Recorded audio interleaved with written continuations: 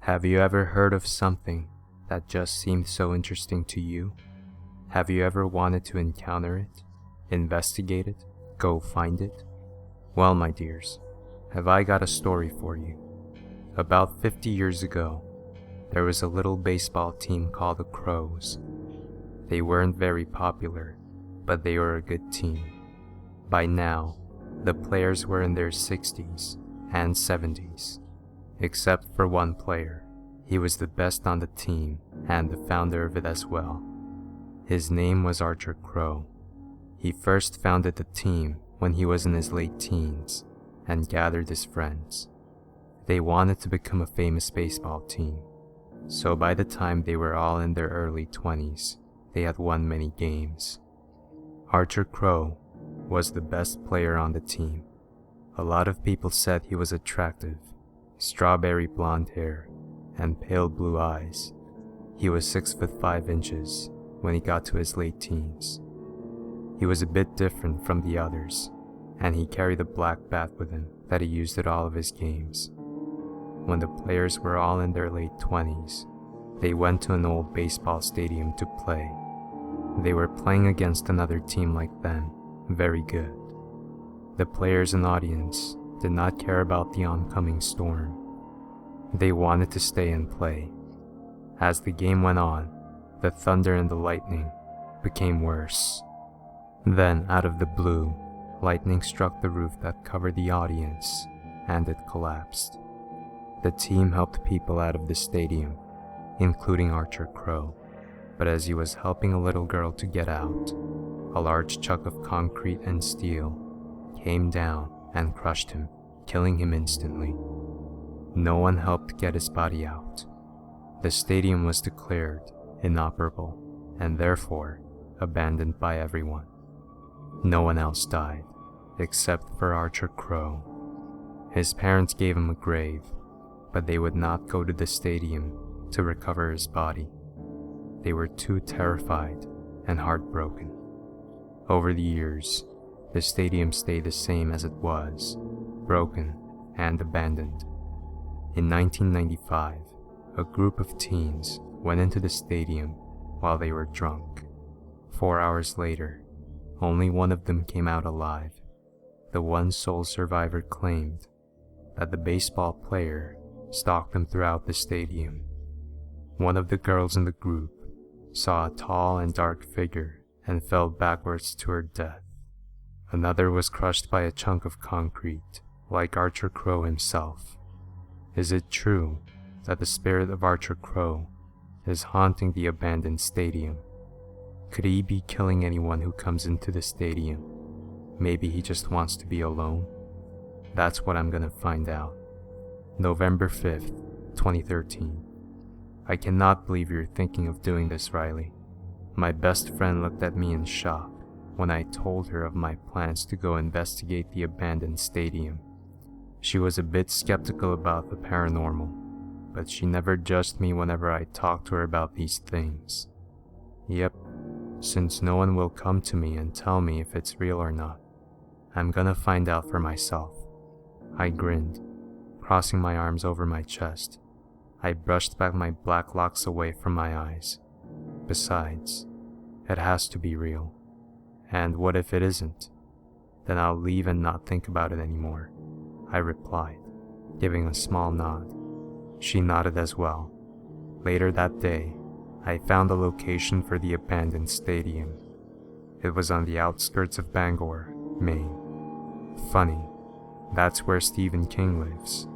Bangor was only a few hours away from where I lived, so my parents wouldn't get suspicious about where I was at. I packed a small backpack and told my parents I was going out for the night. They told me to be careful, and once I was in my car, I drove off to my destination. By the time I got there, the sun was already nearly over the horizon. It was actually quite the sight.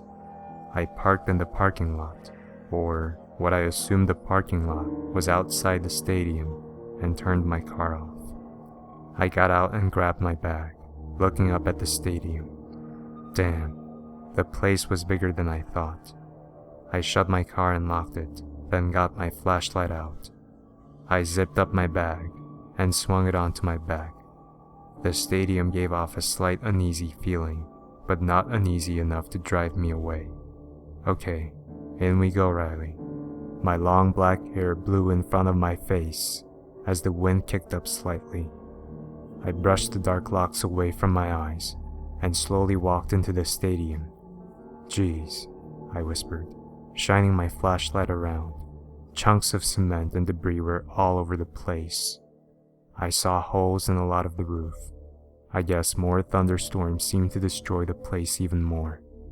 I walked along the side where the audience seats were, going around a large chunk of cement. I felt my foot tap against something. I said and glanced down, finding a broken, black bat at my feet. This. I kneeled down and gently touched the broken object. Archer Crow's bat. I whispered and my eyes traced the bat to where it was being held. To my surprise, it was being held by a skeletal hand, the rest of the arm being covered by a torn and bloodied sleeve. Whoa, I said, my voice echoing when I exclaimed. Upon examining, the rest of the body was underneath the large chunk of concrete. So the story is true, I said to myself softly. Poor guy, at least he died instantly and didn't have to suffer. Well, the story is true. Now let's see if Archer Crow's ghost haunts the stadium. I walked up the steps that would lead me to where the announcers were in that air-conditioned box. I glanced behind me, shining the flashlight around the silent stadium. Don't fall. Huh? My voice echoed through the stadium when I heard a male voice speak. I whipped my head so I was facing the same way as my body, but I didn't see anyone. Hello? I called out, looking around. Is there anyone here? I took 2 steps up, and then let out a scream of terror when my right foot went through the floor underneath. I fell to the ground hard, groaning softly. I struggled to pull my leg out of the ground, grunting quietly. You should learn to be more careful, kid. The voice seemed clearer and much closer. I grabbed my flashlight and shined it around, looking for the source of the voice. Once again, I saw nobody. Then all of a sudden, a cold hand wrapped around my left bicep and yanked me up. My leg was also pulled out of the floor. I had shrieked out in surprise, looking around frantically for whoever has helped me. Who's there? Show yourself. I shined my flashlight into the doorway about 20 feet away from me, and my eyes went wide. Right there, standing in the doorway, was a dark and tall figure. I could make out the outline of clothes, tufts of hair and a cap. Most specifically, a baseball cap. The figure had a bat swung over its shoulder. Without warning, the figure turned and disappeared. Hey, wait! I called after the figure and ran up to where the doorway was. The area was slightly cold, but no one was there. Damn it, I muttered. That figure, was that Archer Crow? It had to be. The baseball cap and bat gave it. Hey, I know you're here. Archer Crow. I trailed back down to the grassy field, looking around the area. I wanted Archer Crow to come out. I wanted to see him. I shined my flashlight around and couldn't help but feel that I was being watched. In fact, it felt like the presence was standing close to me, right behind me. My body stiffened up when I felt fingers brushed against the back of my neck. A visible shudder ran through me, and I stayed still as I felt my black locks being played with, twirled around cold fingers, sending shivers through me. I felt small. I knew Archer Crow was about a foot taller than me, and I felt like a child compared to him. Such an interesting human. The voice was more ghostly now, instead of it sounding human. But then, the voice was deep and sly, as though the person behind the voice was grinning. I wonder if I did this. A cold hand wrapped around the back of my neck. The shudders that went through me were more frequent now. My body grew cold, almost as cold as the hand wrapped around the back of my neck. My neck was sensitive in a lot of places, especially the back. The hand disappeared from the back of my neck just a few small moments later, and then a hard object pressed against my throat. My eyes glanced to the side a little, and I realized it was a bat, a black bat. A small gasp escaped my mouth as I was pulled against the cold, hard body. My head was against what felt like a muscular chest. My body was still cold, so trembling began as the cold became even more noticeable. My flashlight surprisingly stayed in my hand, even as I trembled. A hand came around and gripped my chin, tilting it up so I was glancing up at the man before me upside down. Here, I gasped, my eyes widening. I couldn't even finish my sentence. I heard a ghostly chuckle came from the man. Yes, I am Archer Crow. Blood-red eyes opened and stared into my own emerald green ones. I felt myself froze when those eyes stared into mine. It almost felt like they were staring into my very soul. The hand on my chin suddenly moved down and wrapped around my neck, squeezing and cutting off my air. I choked, dropping my flashlight, and my hands flew up to the man's hand. No, I gasped, my vision beginning to go black. Before I blacked out, I saw Archer Crow smile. When I came to, I thought I had died. No, in fact, I was in my own bed, at home, where it was safe. I was shocked and looked around, finding my car in the driveway. How? I whispered, putting a hand to my head. How did I get home? Did Archer Crow teleport me here some way? Or did I drive home? I didn't even know. I glanced out my window, sunlight peeking through the blinds. I sighed softly. Archer Crow. I'll go to him again, sometime.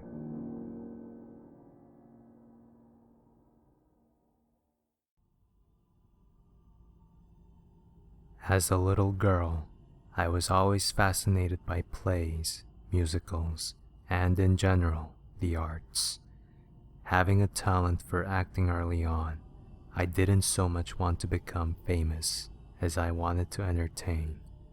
Not only did I want to act, I wanted to know the workings of the whole shebang. Just as much as an actor, remembering their lines, lighting was important, cues were important, and generally, forming the correct environment for pleasant viewing happened to be part of what I wanted to learn. The stage at my college was built long ago, and to be honest, I'm not quite sure when. It's located inside a place called Schilling Hall in the university I attended. I do recall mention of it being renovated in the 1953. It's very old-fashioned though, and it is meant to host live performances. There are rows upon rows of seats, and above it all is a huge balcony for other people to watch from. I've never seen the place packed, but I'm hoping the next time I act, it will be. There are all kinds of rumors that this place is haunted, but of course, I've never seen any evidence, and being the type of person I am, I won't believe anything until I see it. Previously, I'd seen people going up onto the balcony and leaving a few pieces of candy on the rail for this ghost. I honestly think the cleanup crew would just pick it up and toss it, so it was a waste of time in my opinion. Now see, this ghost was described as a little brown-haired girl, about 7 is what most people guessed, with her hair cut into a bob. She wears a white dress with a pink tie around it. She is simply called the Rail Girl, due to appearing near the balcony rail to those who have seen her. I didn't used to believe in her, but I certainly changed my mind after a few events. A friend and I were chatting over lunch one day, and he, being quite superstitious, believed in the paranormal. He was yammering on about why that girl might be there, like she could have been a victim of rape or murder and she was built into the walls, or she might have fallen from the balcony to her death. I rolled my eyes. I highly doubted there was a ghost at all. So I told him, quite simply, "Ryan, shut up and eat your sandwich." And he proceeded to, with a sheepish grin. He knew I didn't believe him, but he always came to me with his harebrained ideas. As time passed, I worked in the auditorium, cleaning things up and checking the stage. I preferred the role of an actress, so I wanted to see how things worked and operate things just in case I didn't land a good role in the play or one of the newbies needed a guiding hand. I was sweeping up the stage, although it wasn't really that much of a mess, but I wanted it looking great for the next performance. I thought I heard footsteps. I'll note that these were not those typical heavy footfalls that you mentioned in most scary stories. It sounded like a child running. I stopped for a moment and heard nothing. I couldn't discern which direction it was coming from, so I assumed that Ryan had left the tape player on behind the curtain to give me some of that evidence that I would require to believe any of this. I didn't hear the sound anymore, but I still checked behind the curtains and in other areas where most wouldn't lend a glance to for a source of the sound. I found nothing. I spent a few times in that theater alone, cleaning up and simply surveying the area for anything being amiss. Most nights were mundane. Nothing happened. Any ideas of the rail girl left my mind. I did, however, realize my cellular phone went missing. I gave an annoyed little huff and started searching for it. I did know where I left it, and it wasn't there when I checked. I only found it when it began to glow and vibrate from a text I received. It was sitting on the arm of one of the chairs in the auditorium, and I knew that's not where I left it. That's not where the weirdness ends, either. One night, when I was gonna get my things out of the dressing room after a rehearsal, I heard weeping. I froze in my tracks, only looking around to see if I could find the source. I shouted in anger at whoever was the cause of the sound. "Stop it. This isn't funny." I admitted. I was a little scared. The weeping stopped, but I still had that awkward feeling of being watched. Ryan and I were working together on the stage later. We were setting up for another play's rehearsal. He left a few pieces of candy on the rail. I laughed to myself, viewing it as some sort of ritual sacrifice. As we were setting up, the fog machine started to run by itself. Ryan's eyes bulged, and he ran to turn it off. It wasn't even on. Furthermore, it wasn't even plugged in. He decided that maybe 3 pieces weren't enough and scurried over to leave her half the bag. Needless to say, I wasn't giggling anymore. A few nights later, I got on a stage to practice with the others in the play. Ryan, who mostly just played minor roles and made props, as he was creative in that way, just spoke up to our leading lady. "Hey Karen, did you bring any candy for the rail girl?" I didn't say anything. I had a sneaking suspicion that she was real, not that I would give Ryan any of that glory of knowing. Karen just laughed scornfully after a scoff. "Why would I leave candy for a stupid ghost? I bet it's not even real." I kept quiet. That's about the same way I felt a couple of months ago. The rehearsal went mostly as planned. I had no idea why they picked Karen for the leading role, but I figured, as bad as it sounds, that she got it by coercing our teacher in the most lewd of ways. She was rumored to be a slut. I did manage to keep up with my actions and lines, despite her motionless acting. Just as she was getting off the stage at the end of the rehearsal, I almost let out a frightful cry. 2 pale hands reached through the steps, and she didn't even notice as their fingers curled around her ankle until it was far too late. Those little fingers tightened around her ankle, and she stumbled in an attempt to get free of them. Her feet were pulled from under her before she could utter a single sound, and all I could do was stand back and watch. As she fell, I saw those tiny pale hands retreat into the wood of the steps and vanish without a trace. I heard a sickening crack as her head connected with the solid floor. I was terrified. Although I didn't like Karen, I didn't want her hurt, or even worse, dead. Fortunately, I saw no blood pooling, but I could tell by the way her hands landed that she had tried to catch herself. After being looked over by one student that wanted to be a doctor and was simply acting as a hobby, he noted that she was just knocked out. She came to a few minutes later, rattling on about how someone tripped her. I could have sworn I heard a little giggle, but perhaps it was just my imagination. After Karen's injury, she said she wouldn't return to the theater, so I was to fill in for her role. I was happy about that much, not so disturbed by the ghost, but made somewhat nervous. I still practiced with a strange feeling of someone watching me. A few thoughts ran through my head. Should I have brought candy? I didn't let it disturb my practice. I had most of my lines memorized, and I could ad-lib some things with decent success.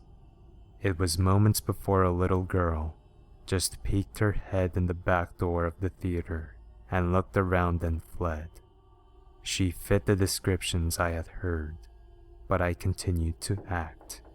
I dug around in my purse and left a small bag of candy on the rail before I left. I did the same thing the day of the play, and all went smoothly. Weeks later, I was working in the balcony control room, messing around with the lights and whatnot, simply figuring out how they worked.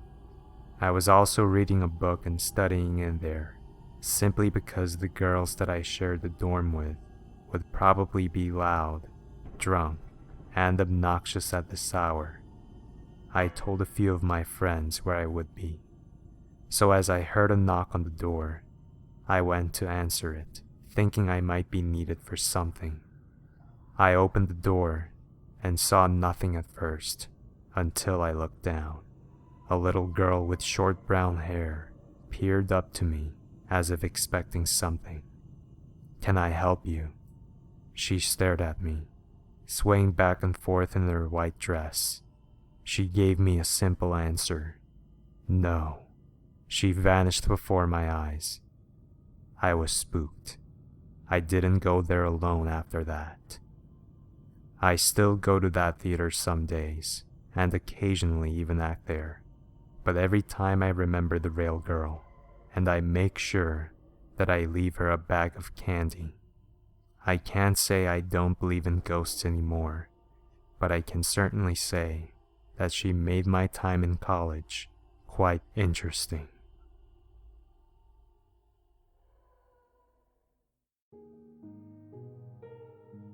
It was a dumb dare, and he knew it.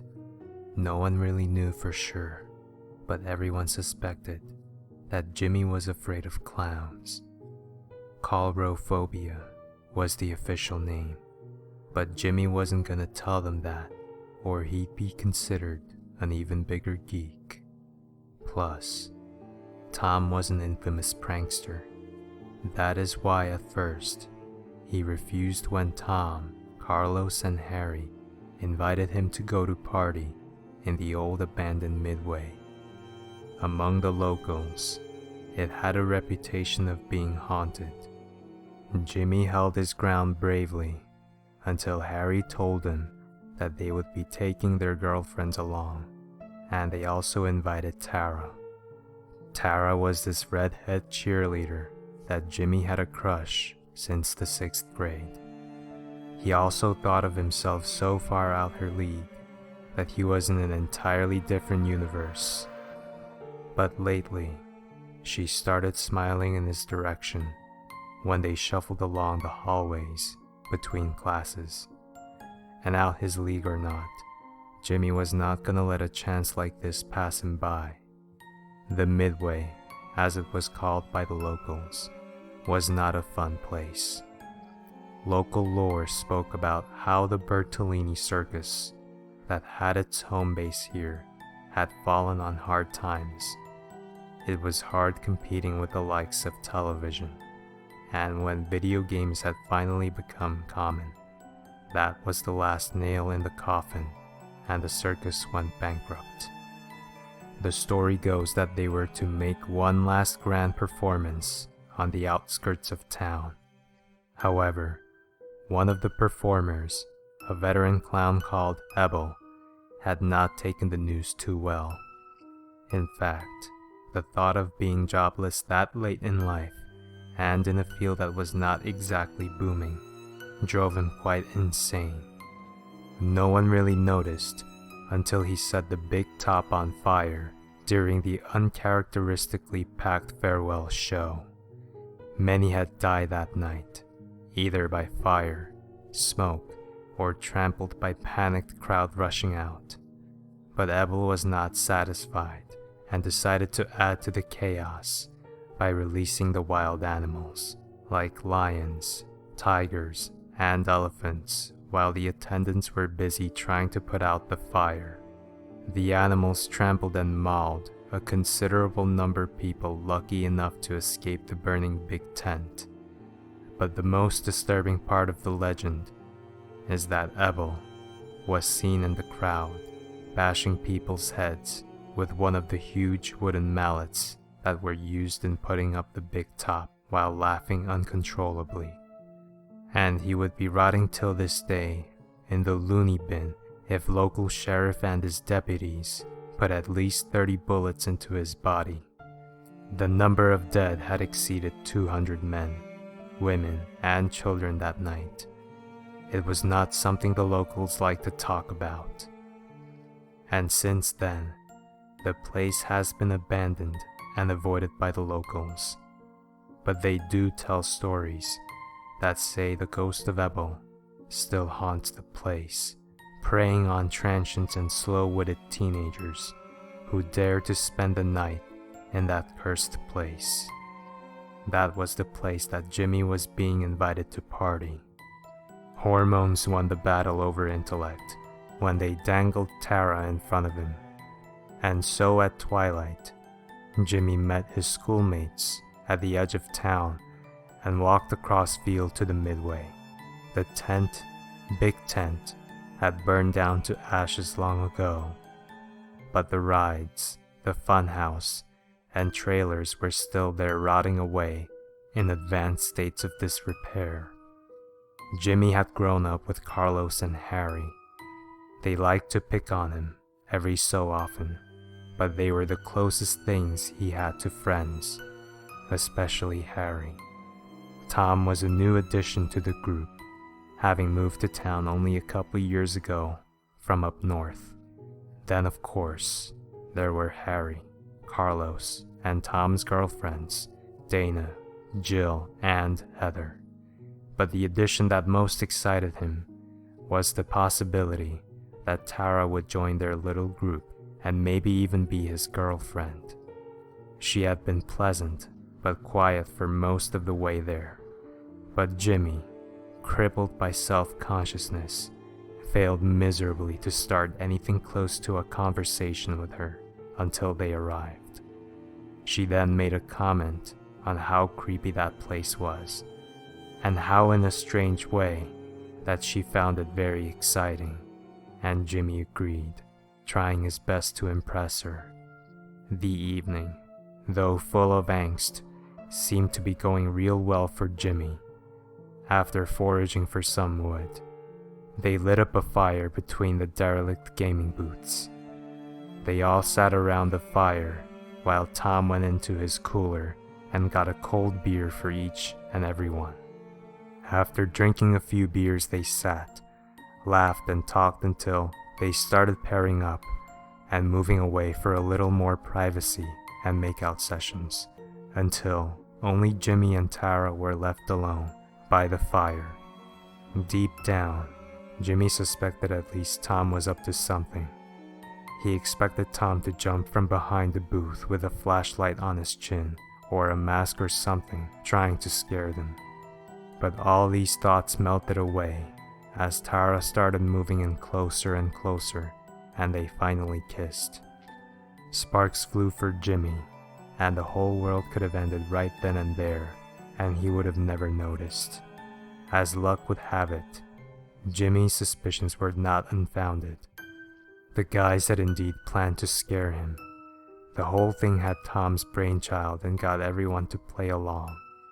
He even managed to convince Tara to play along and keep Jimmy distracted. Harry, who was the tallest, would put on a clown suit and mask and come running towards Jimmy, screaming and waving a plastic mallet. Tom, the architect, would be hiding in the bushes, ready to film all this so they could post it on YouTube later. It would be epic. Guaranteed to get at least 1 million hits, so Tom had said. Harry, Carlos, and the girls met up behind the booth, giggling with mischief and trying real hard not to be heard. Harry and Dana went a little further so Harry could get dressed up.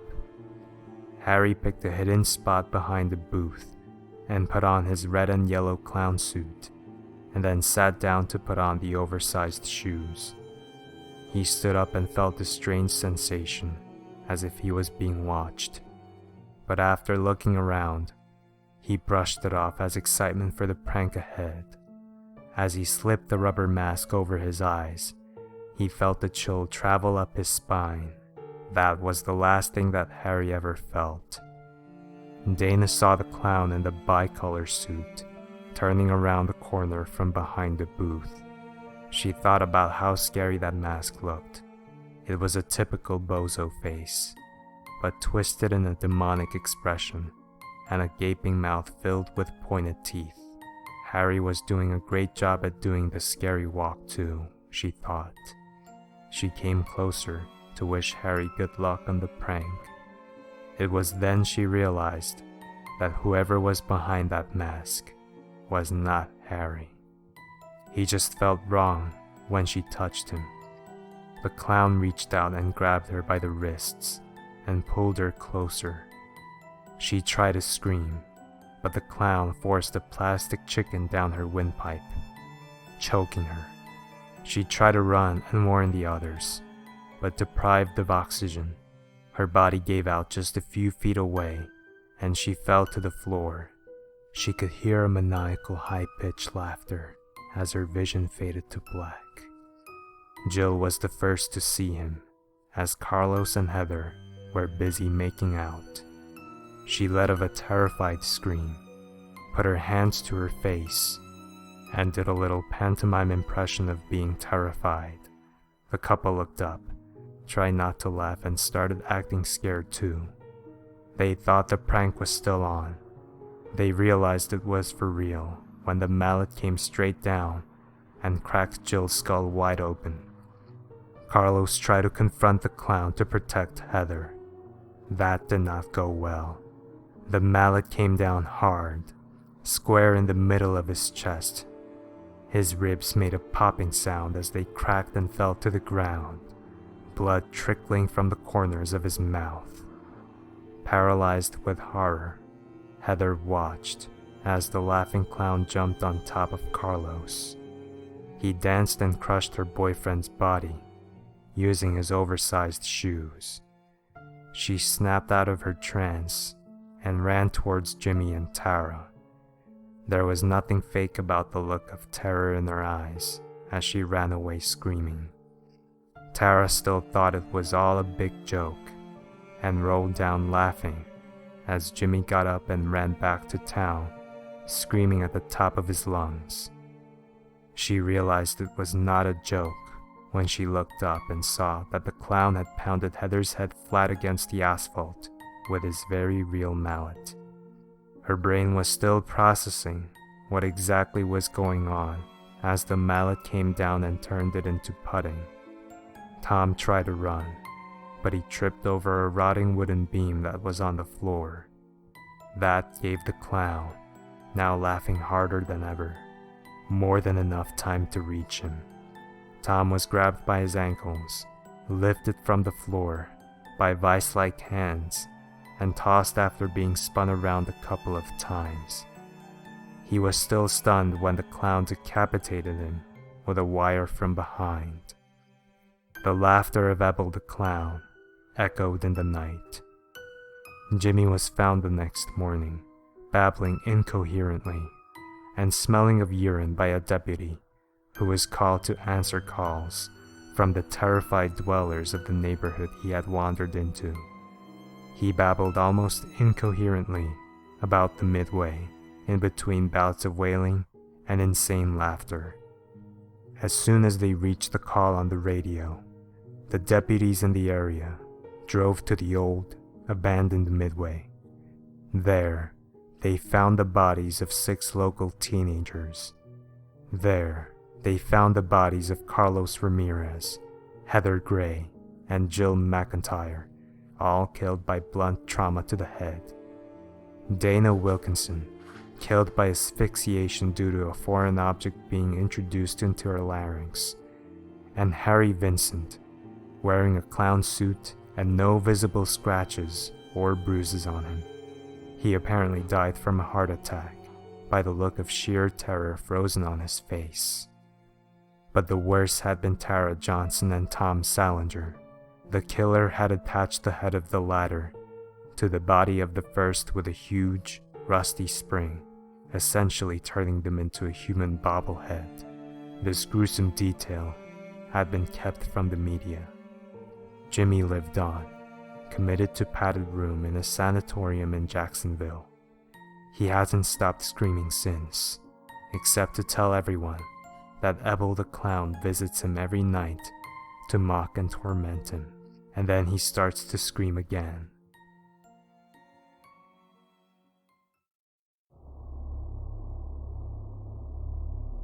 If you had seen little Joe standing at the street corner in the rain, you would hardly have admired him. It was apparently an ordinary autumn rainstorm, but the water which fell upon Joe, who was hardly old enough to be either just or unjust, and so perhaps did not come under the law of impartial distribution, appeared to have some property peculiar to itself. One would have said it was dark and adhesive, sticky, but that could hardly be so, even in Blackburg, where things certainly did occur that were a good deal out of the common. For example, 10 or 12 years before, a shower of small frogs had fallen, as is credibly attested by a contemporaneous chronicle, the record concluding with somewhat obscure statement to the effect that the chronicler considered it good growing weather for Frenchmen. Some years later, Blackburg had a fallen of crimson snow. It is cold in Blackburg when winter is on, and the snows are frequent and deep. There can be no doubt of it. The snow in this instance was of the color of blood and melted into water of the same hue, if water it was, not blood.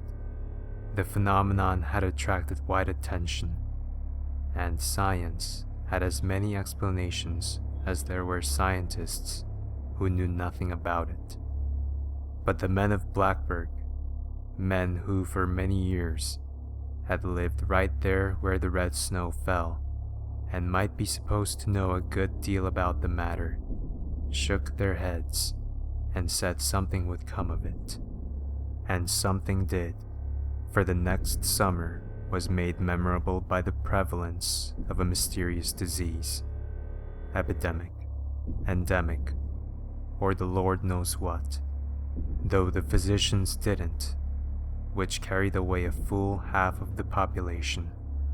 Most of the other half carried themselves away and were slow to return, but finally came back and were now increasing and multiplying as before. But Blackburg had not since been altogether the same. Of quite another kind, though equally out of the common, was the incident of Hetty Parlow's ghost.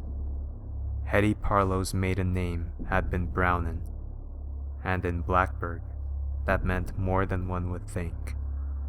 The Brownins had from time immemorial, from the very earliest of the old colonial days, been the leading family of the town. It was the richest and it was the best, and Blackburg would have shed the last drop of its plebeian blood in defense of the Brownin fair name, as few of the family's members had ever been known to live permanently away from Blackburg, although most of them were educated elsewhere and nearly all had traveled. There was quite a number of them. The men held most of the public offices, and the women were foremost in all good works. Of these latter, Hetty was most beloved by reason of the sweetness of her disposition, the purity of her character, and her singular personal beauty. She married in Boston a young scapegrace named Parlow, and like a good Brownin, brought him to Blackburg forthwith and made a man and a town councillor of him. They had a child which they named Joseph, and dearly loved, as was then the fashion among parents in all that region. Then they died of the mysterious disorder already mentioned, and at the age of 1 whole year, Joseph set up as an orphan.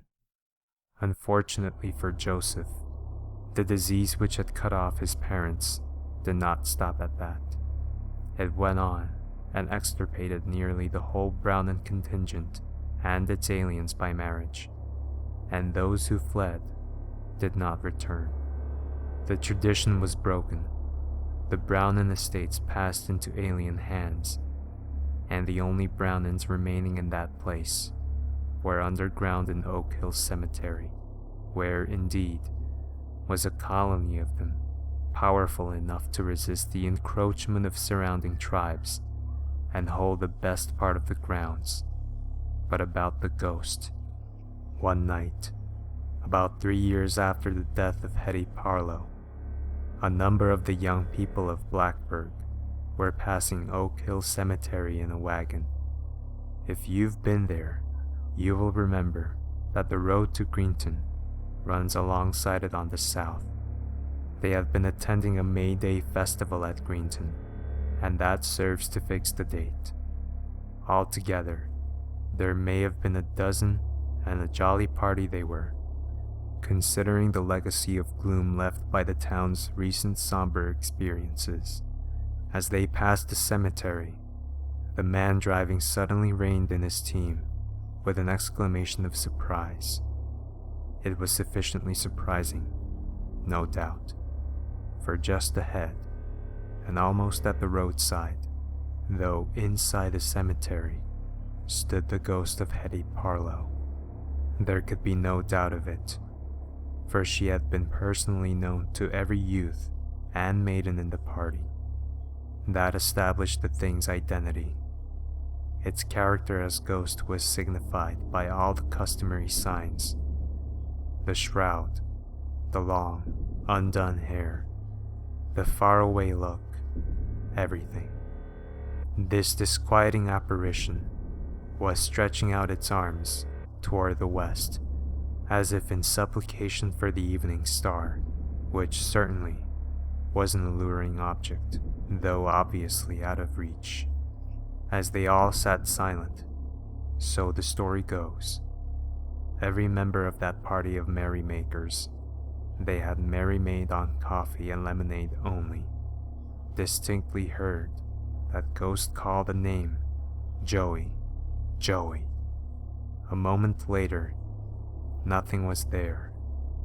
Of course, one does not have to believe all that.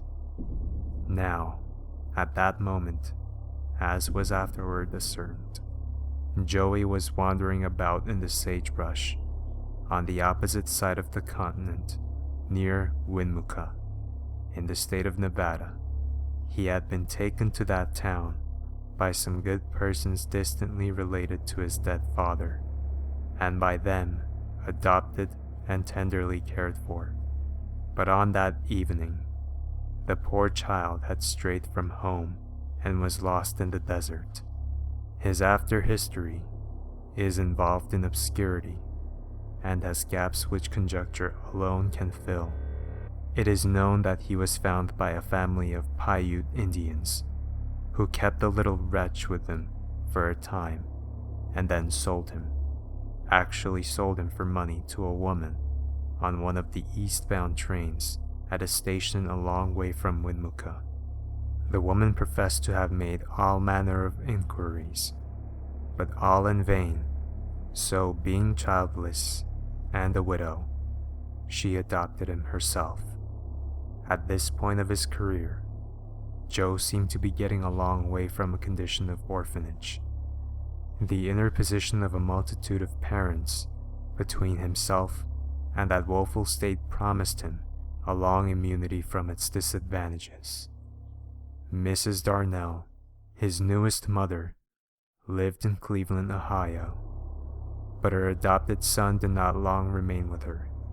He was seen one afternoon by a policeman, new to that beat, deliberately toddling away from her house, and being questioned, answered that he was a doin' home. He must have traveled by rail, somehow, for 3 days later, he was in the town of Whiteville, which, as you know, is a long way from Blacksburg. His clothing was in pretty fair condition, but he was sinfully dirty. Unable to give any account of himself, he was arrested as a vagrant and sentenced to imprisonment in the infants' sheltering home where he was washed. Joe ran away from the infants' sheltering home at Whiteville, just took to the woods one day, and the home knew him no more forever. We find him next, or rather, get back to him, standing forlorn in the cold autumn rain at a suburban street corner in Blacksburg. And it seems right to explain now that the raindrops falling upon him there were really not dark and gummy. They only failed to make his face and hands less so. Joe was indeed fearfully and wonderfully besmirched as by the hand of an artist, and the forlorn little tramp had no shoes. His feet were bare, red, and swollen, and when he walked, he limped with both legs. As to clothing, you would hardly have had the skill to name any single garment that he wore, or say by what magic he kept it upon him. That he was cold all over and all through did not admit of a doubt. He knew it himself. Anyone would have been cold there that evening, but for that reason, no one else was there. How Joe came to be there himself, he could not for the flickering little life of him have told, even if gifted with a vocabulary exceeding 100 words. From the way he stared about him, one could have seen that he had not the faintest notion of where, nor why, he was. Yet he was not altogether a fool in his day and generation. Being cold and hungry, and still able to walk a little, by bending his knees very much indeed, and putting his feet down toes first, he decided to enter one of the houses which flanked the street at long intervals, and looked so bright and warm. But when he attempted to act upon that very sensible decision, a burly dog came browsing out and disputed his right. Inexpressibly frightened and believing, no doubt with some reason too, that brutes without meant brutality within, he hobbled away from all the houses, and with grey, wet fields to right of him, and grey, wet fields to the left of him, with the rain half blinding him, and the night coming in mist and darkness, held his way along the road that leads to Greenton. That is to say, the road leads to those to Greenton who succeed in passing the Oak Hill Cemetery. A considerable number every year do not. Joe did not. They found him there the next morning, very wet, very cold, but no longer hungry.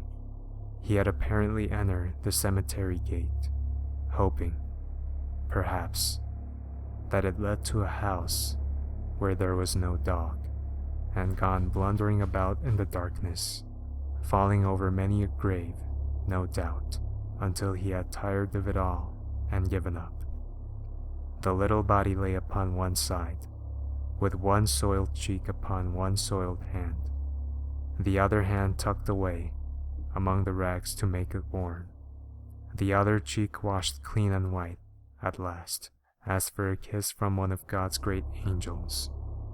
It was observed, though nothing was thought of it at the time, the body being as yet unidentified, that the little fellow was lying upon the grave of Hetty Parlow. The grave, however, had not opened to receive him. That is a circumstance which, without actual irreverence, one may wish had been ordered otherwise.